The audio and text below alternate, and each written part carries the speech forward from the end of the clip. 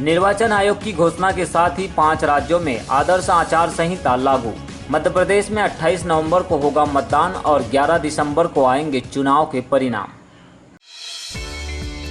मध्य प्रदेश सहित 4 राज्यों में चुनाव की तारीखों का ऐलान हो गया है। चुनाव तारीख की घोषणा के साथ ही शनिवार को दोपहर 3 बजे से इन राज्यों में आदर्श आचार संहिता प्रभावशील हो गई है। मध्य प्रदेश में 28 नवंबर को मतदान होगा और 11 दिसंबर को चुनाव के परिणाम आ जाएंगे।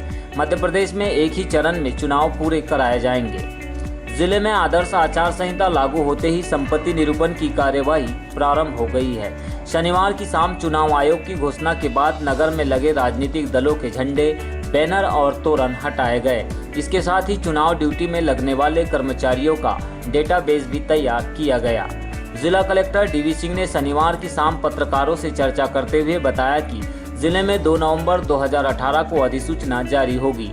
9 नवंबर को नाम निर्देशन पत्र जमा कराने की अंतिम तारीख होगी, जबकि 12 नवंबर को स्क्रूटनी होगी और 14 नवंबर नाम वापसी की अंतिम तारीख होगी। इसके अलावा 28 नवंबर बुधवार के दिन मतदान होगा और 11 दिसंबर को मतगणना के तुरंत बाद परिणाम घोषित किए जाएंगे। 13 दिसंबर को चुनाव की सभी प्रक्रिया पूर्ण कर ली जाएगी।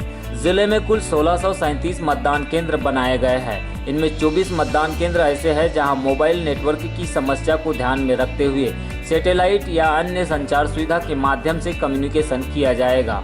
वहीं 164 मतदान केंद्रों पर वेबकास्टिंग कैमरे लगेंगे और 10% पोलिंग स्टेशन पर सीसीटीवी कैमरे और वीडियो कैमरे के माध्यम से निगरानी होगी, जहां करीब 12,47,460 वोटर मताधिकार का प्रयोग कर सकेंगे। ईवीएम से होने जा रहे इस चुनाव के दौरान 1% वीवीपैट की गिनती अनिवार्य की गई है, जबकि शिकायत या गड़बड़ी की सूचना के आधार पर अन्य वीवीपैट की गिनती कर राजनीतिक दलों को संतुष्ट किया जा सकेगा।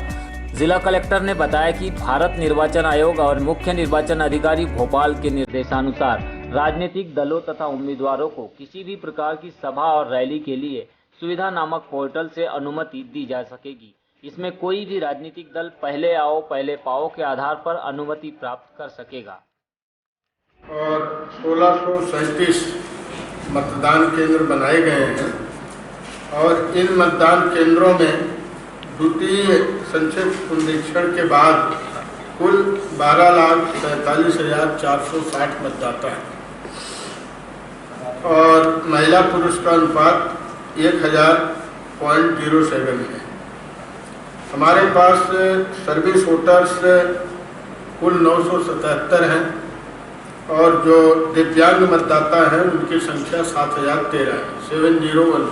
दूसरा, आपका मतदाताओं को रिश्वत देना, उनको प्रलोभित करना, डराना, धमकाना या दूसरे के नाम पे जाके मतदान करने की कोशिश करना, मतदान केंद्र के 100 मीटर के भीतर मत की मांग करना और मतदान समाप्ति के लिए नियत समय के 24 घंटे के पहले सार्वजनिक सभा करना, मतदाताओं को वाहन से ढोके ले आना और उसे वापस पहुंचाना, ये सब आचार संहिता का उल्लंघन माना जाएगा और इसके लिए भारतीय दंड संहिता के प्रावधानों के तहत संबंधित के विरुद्ध FIR दर्ज होगी और उसकी कार्रवाई की होगी।